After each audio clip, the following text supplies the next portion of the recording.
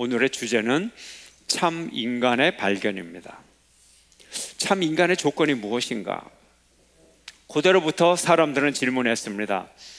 우리 인생이 어디로 와서 어떻게 살며 어디로 가는가? 참 인생이 무엇인가 하는 질문이죠. 오늘 본문을 통해서 다윗의 시편을 통해서 하나님이 기뻐하시는 인간의 조건이 무엇인지 알아보기로 하겠습니다. 먼저 다윗은 하나님의 영광을 찬양하고 있습니다. 인간은 하나님의 영광을 돌리는 존재입니다. 1절 말씀 함께 읽겠습니다. 여호와 우리 주여, 주의 이름이 온 땅에 어찌 그리 아름다운지요, 주의 영광이 하늘을 덮었나이다. 아멘. 인간의 첫 번째 조건은 하나님께 영광을 돌리는 것입니다. 중세의 어둠을 밝히려고 목숨을 걸었던 종교개혁자들의 그들의 한결같은 목적이 하나님께 영광을 돌리는 것이었습니다. 우리 대한예수교 장로회 총회 헌법에 요리문답 첫 번째 질문이 있습니다. 그 질문이 사람의 제일 되는 목적이 무엇인가? 사람의 제일 되는 목적이 무엇인가? 그 답은 사람의 제일 되는 목적은 하나님을 영화롭게 하고 영원토록 그를 즐거워하는 것입니다. 이것이 정답인 것입니다. 사람의 제일 되는 목적은 하나님을 영화롭게 하고 영원토록 그를 즐거워하는 것입니다. 하나님께 영광을 돌리는 것은 하나님을 절대적인 존재로 높이는 거예요. 이 세상의 그 어떤 것도, 이 세상의 아름다운 것이든 아니면 이 세상의 추한 것이든 이 세상의 약한 것이든 강한 것이든 그 어떤 것도 하나님처럼 높아질 수가 없는 것입니다. 그것이 국가이건 민족이건 사회 제도건 계급이건 가족이건 영웅이건 지도자이건 그 어떤 것도 절대화될 수가 없습니다. 오늘날 우리 사회는 양분되어 있어요. 흑백 논리로 공산주의 아니면 민주주의냐, 그 어떤 것도 절대적인 게 아니에요. 공산주의가 절대적인 거 아닌 거 너무나 당연하죠. 모든 사람이 알고 있죠. 그렇다고 해서 자본주의가 절대적이냐, 오늘날의 이런 형태의 민주주의가 절대적이냐, 그것도 아니에요. 절대적인 게 없어요. 독일, 우리가 독일을 모델로 삼아요. 독일은요 사회주의입니다. 근데 무슨 사회주의냐? 계획경제적 사회주의가 아니라 시장경제적 사회주의예요. 너무 많아요. 아주 다양합니다. 절대적일 수가 없어요. 하나님만이 절대적인 거예요. 또 어떤 철학 절대적일 수 없어요.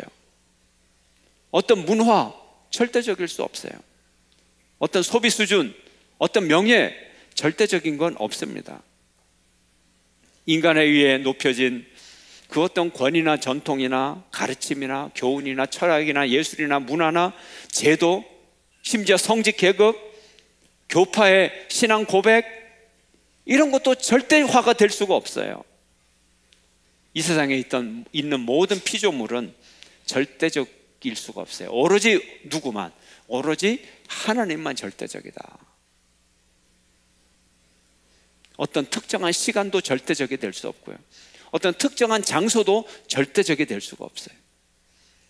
다윗은 오늘 시편을 시작하면서 먼저 우주와 자연 만물을 바라보면서 하나님께 영광을 돌리고 있습니다.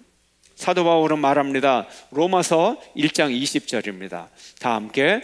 창세로부터 그의 보이지 아니하는 것들, 곧 그의 영원하신 능력과 신성이 그가 만드신 만물에 분명히 보여 알려졌나니 그러므로 그들이 핑계하지 못할지니라. 아무리 하나님을 안 믿어도 우주를 바라보는 순간, 우주 만물을 바라보는 순간 하나님을 인정할 수밖에 없는 거예요. 하나님께 영광을 돌릴 수밖에 없는 거예요. 오늘날 자연과학이 발달을 하면 우주의 창조의 신비가 줄어들 것이다. 그렇지 않습니다. 그렇지 않아요. 최근 몇 년의 자연과학의 발달이 인류 역사 몇만 년의 발달과 맞먹는 발전을 했다. 맞습니다. 그러나 이런 발전에 100배의 발전이 100억 년이 지나도 인간은 여전히 하나님께, 하나님의 창조되신 우주를 바라보며 신비를 돌리고 영광을 돌릴 수밖에 없어요. 인간은 하나님이 아니기 때문에, 하나님만큼 알 수도 없고 하나님만큼 능력도 없기 때문에 그렇습니다. 우주 만물을 바라보며 하나님께 찬양을 드릴 수밖에 없는 거예요. 고백을 할 수밖에 없는 거예요. 인류 최초의 우주인, 하늘에 올라가서 지구를 바라본 소련의 우주비행사 유리 가가린은 유물론자였어요. 공산주의자였어요. 하늘로 올라가서 지구를 보고 내려와서 하는 말이, 천지 어디를 둘러봐도 하나님은 없더라. 내가 하늘에 가봤는데 하나님 없더라. 이런 얘기를 했어요. 그러나 몇 년 후에 미국의 콜롬비아호 우주선 존 영, 로버트 크리픈이 하늘로 올라갔어요. 지구의 모습을 바라보았어요. 54시간 24분 동안 지구 궤도를 36번을 돌고 내려왔습니다. 그리고는 이렇게 말합니다. 우주가 너무 아름다워서 우리는 그 우주에 더 머물고 싶었고 하나님의 영광이 빛나고 있었다. 하나님의 창조를 찬양했습니다. 같은 우주를 보아도 복받은 자만이 하나님께 영광을 돌릴 수 있는 것입니다. 그런데 어떤 사람이 하나님께 영광을 돌릴 수 있습니까? 하나님을 보는 사람이 영광을 돌릴 수 있습니다. 누가 하나님을 봅니까? 마음이 깨끗한 사람이 하나님을 봅니다. 마태복음 5장 8절에 마음이 청결한 자는 복이 있나니 그가 하나님을 볼 것이며 그랬어요. 마음이 청결한 자가 우주를 바라보며 하나님을 바라볼 수 있는 것입니다. 또한 겸손한 자들이 하나님을 바라봅니다. 마음이 청결하여 겸손한 자들, 어린아이와 같은 자들이 하나님을 보고 영광을 돌린다는 말입니다. 오늘 본문 시편 8편 2절을 함께 읽겠습니다. 주의 대적으로 말미암아 어린아이들과 젖먹이들의 입으로 권능을 세우시며 이는 원수들과 보복자들을 잠잠하게 하려 하심이니이다. 순진한 어린아이들의 입을 통하여 하나님은 영광을 받으시는 것입니다. 이탈리아 북부에 밀라노라는 도시가 있습니다.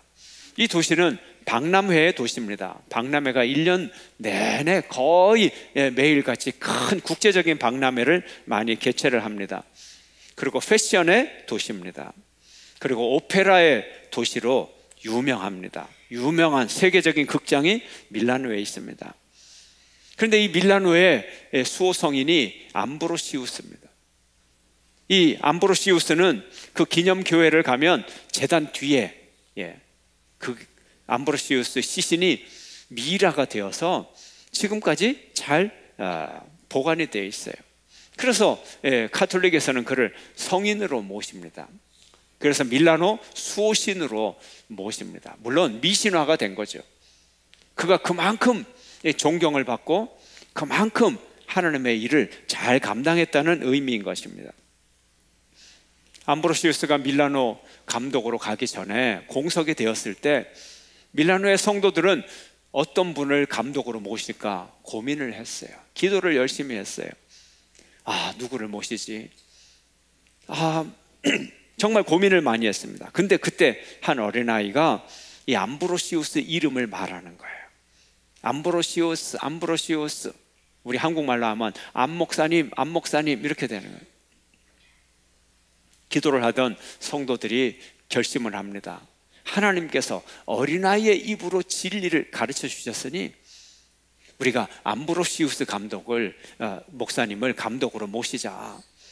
그래서 암브로시우스 목사님이 밀라노의 감독이 되었습니다.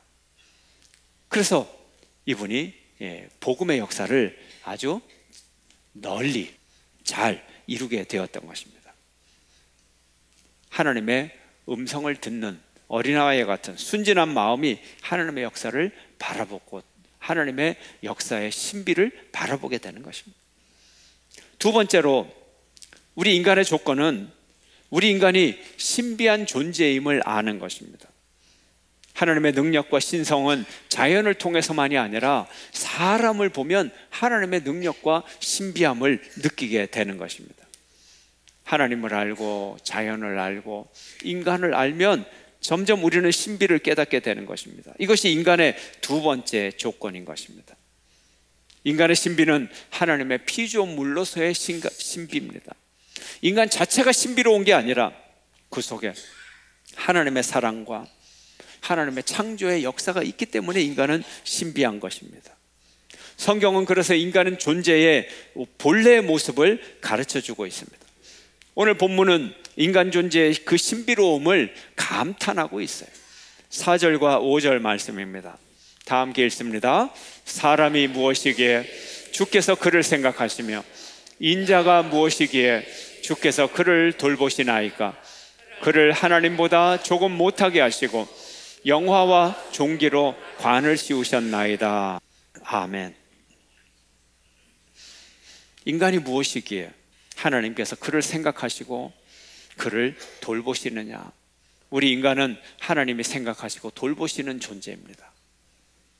여러분, 하나님이 어떻게 생각하고 돌보시나요? 여러분, 인간이 어디 있어요? 어떤 모습이 인간입니까? 인간이라고 하는 어떤 일반적 형이 있어요? 성도들이 이 성경을 읽으면서 사람이 무엇이기에 그를 생각하시고 돌보시나? 그러면 인간이라는 누구를 얘기해요? 나 말고 어떤 인간? 아니에요. 인간은 인간이라고 하는 어떤 보편적 타입이 존재하는 게 아니에요. 인간은 저와 여러분 각각의 모습으로 존재하는 게 인간이에요. 아멘? 그러므로 하나님이요, 사람이 무엇이기에 할 때는 우리 자신이란 말이에요. 하나님, 내가 무엇이기에? 하나님, 내가 무엇이기에? 하나님이 나를 생각하시며 하나님이 나를 돌보십니까? 나라 말이에요. 나라 말이에요. 하나님이 생각하시고 돌보시는 것이 납니다. 나를 돌보세요. 여러분을 돌보세요. 익명의 존재가 아니고 바로 나라 말이에요. 바로 여러분이라는 말이에요. 얼마나 소름 돋는 고백입니까? 얼마나 신비스러운 고백입니까? 얼마나 전율하는 고백입니까? 하나님이 나를 생각하신다고요. 나를 생각하신다고요. 내가 고개를 푹 숙이고 있으면 하나님이 나를 모르겠지. 여러분이 고개를 푹 숙이면 목사는 몰라 볼 수 있어요. 그러나 하나님은 여러분을 생각하시고 계신다는 거예요. 여러분을 돌보고 계신다는 거예요. 수십억 인구 중에서, 수십억 인류 중에서도 하나님이 나 하나하나를 생각하고 계시나? 아멘. 신비스럽잖아요. 얼마나 신기합니까? 왜냐하면요, 하나님이 인간을, 그 인간이 누구라고요? 나와 여러분, 나를 하나님보다 조금 못하게 하시고 영화와 존귀로 관을 씌우셨나이다. 아멘. 소름 돋는 고백입니다. 나를 하나님보다 조금 못하게 만드셨어요. 옛날에는 번역이 잘못돼가지고 사람을 천사보다 조금 못하게 만드셨다고 그렇게 번역을 했어요. 근데 원어를 보니까 엘로힘보다, 하나님보다 조금 못하게 만들었다. 그래서 번역을 새로 고쳤어요. 하나님보다 못한 존재로. 이게 맞는 거예요. 누구를요? 나를, 자기를 가리키고 나를 또 목사님 가리키는 분이 있어요. 누구를요? 나를, 여러분을. 누구보다 조금 못하게? 하나님보다 조금 못하게. 이 조금이라는 게 어떤 거예요? 경상도 사투리로 조금이 뭐예요? 쪼매. 그리고 더 조금은 쬐매. 전라도 사투리로 좁게. 하나님보다 어때? 쬐매 못하게 했다는 거예요. 거의 하나님 수준이 됐다는 거예요. 쬐매. 하나님 수준에서 조금 못 미친다는. 누가요? 여러분이, 내가. 그런 존재로 내가 지으심을 받았습니다. 이렇게 인간의 신비로운 본래의 모습, 이것을 아는 것이 중요합니다. 이것은 인간이 살아가는 도덕적인 이런 것에 별로 관계없는 얘기예요. 법적인 문제와도 별로 관계없는 문제. 우리가 비록 도덕적으로 타락하고 법적으로 죄인일지라도 하나님의 이런 귀한 신비스러운 창조의 존재라는 것을, 이걸 깨닫는 게 중요하다는 거예요. 이만큼 인생이 오묘한 거예요. 하나님이 창조하신 우리 인생의 생물학적인 이 육체도 굉장히 오묘하고 우리가 살아가는 인생의 모든 과정도 참 오묘하게 하나님이 나를 만드셨어요.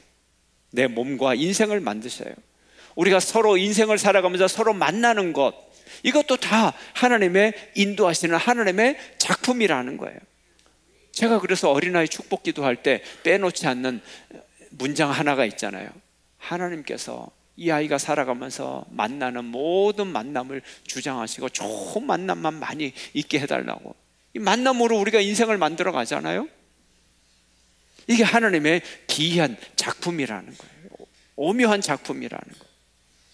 하나님이 만드신 우리 인생의 신비함을 깨닫는 것, 이것이 참 인간의 두 번째 조건인 것입니다.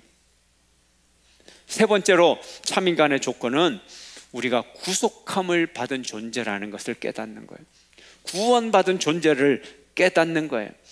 그러나 물론 우리의 매일의 삶은 너무나 비참함 속에 들어있죠. 너무나 끔찍한 소식들을 우리는 자주 듣습니다. 인간 살해와 이웃 고통에 대해서 무감각해져서 우리는 살아가고 있어요.